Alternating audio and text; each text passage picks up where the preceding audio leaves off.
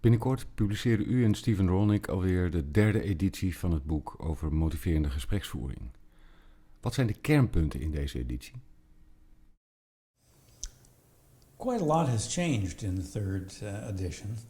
Maybe the most important thing is our description of motivational interviewing as involving 4 processes. That begins with engaging, forming a relationship with the client, so that you can dance together, you can move together through time. Focusing then as the second process is getting clear where you're going together. Where is it that you want to move toward?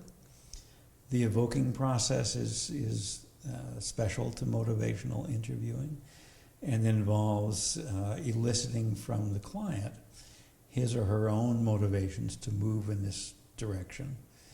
And when there seems to be sufficient motivation to move forward, then comes the planning process.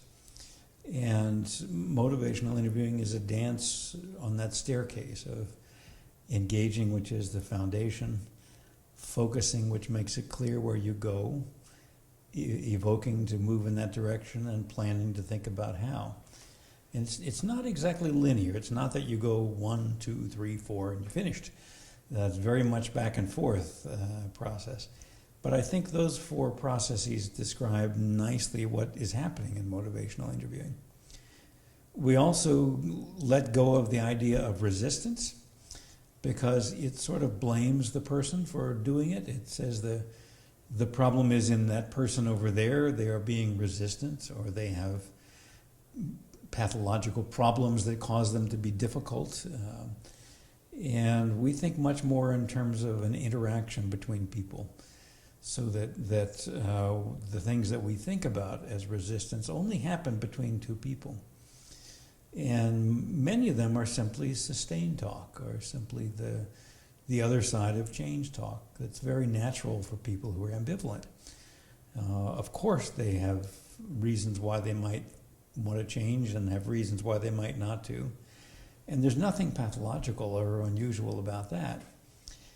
And then sometimes there are things that happen that signal that our relationship is not good at the moment. There's some tension or discord in our working relationship. And very often those have the word you in them, like you don't understand me. So it's saying something about our dance together, our work together. And I think that's a much more helpful way to conceptualize what's happening rather than talking about the patient's resistance that we're trying to fix or somehow overcome.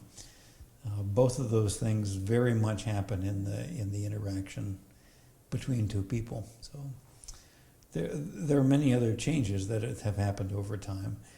How we think about change talk is very different in the third edition. Most of the important psycholinguistic research on change talk happened after the second edition was published. So all of that is incorporated now into the third edition as well. So there are many things that are different, but I think that's the heart of it. Those are some of the major changes.